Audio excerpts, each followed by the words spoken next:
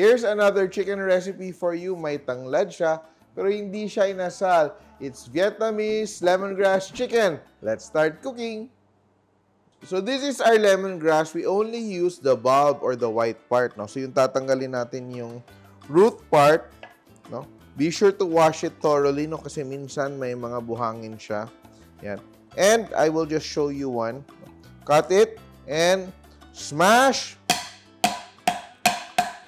And for this recipe, we will mince it, no? Mince, so chop into small pieces so that we are able to extract all the nice lemongrass flavor. Yan, no?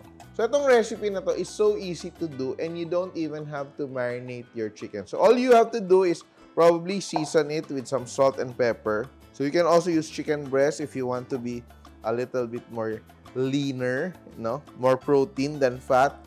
Very little oil. Skin side down. Yan. To sear. So just leave it there, no, hanggang maging crispy, medyo golden yung ating skin. Look at that, nice skin, no?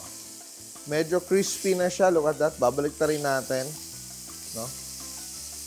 Turn it over, and we will add our other ingredients. Now is the time we will add our lemongrass, no? So our lemongrass will give it a very nice aroma. Our lemongrass, a bit of garlic, fish sauce, patis, soy sauce, sugar. We're using brown sugar or you can use honey, a bit of water, no? So tubig, or you can use chicken stock. So the lemongrass flavor will glaze this chicken. So it's cooked through, no? Simmer, simmer, simmer. So manamis-namis, no? Very aromatic, may konting alat. And later on, we will add our lemon or lime juice. So, our glaze is beginning to thicken up into a very nice syrupy consistency. Ngayon, lalagyan na natin yung ating lime or lemon juice just to cut a bit of the sweetness. Yan, let it cook. And if you want it to be spicy, which I like it to be spicy, I will just add bird's eye chili. Chop-chop ko lang.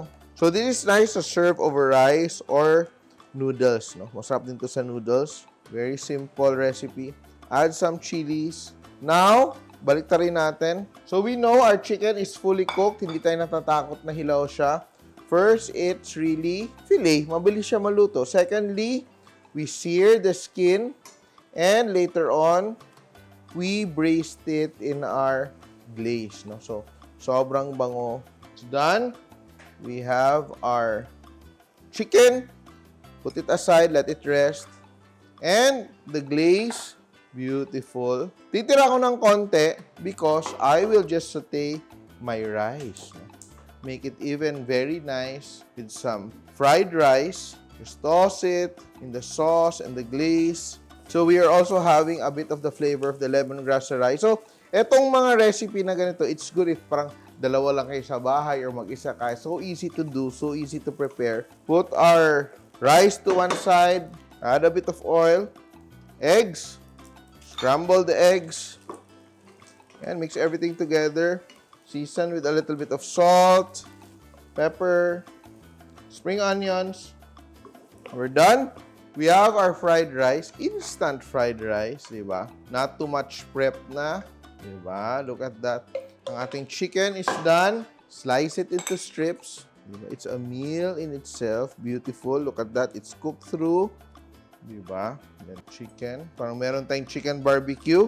Have a wedge of lime, some cucumber, kung gusto nyo.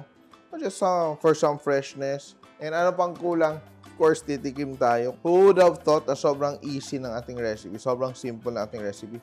Dip in the sauce. Taste natin yung chicken. Ang sarap. And ito ang ating recipe for today. Vietnamese Lemongrass Chicken, Simpol! Please like and share my videos. And if you like more recipes like this, please click here to subscribe. And don't forget to hit the bell button to get notified. Simpol!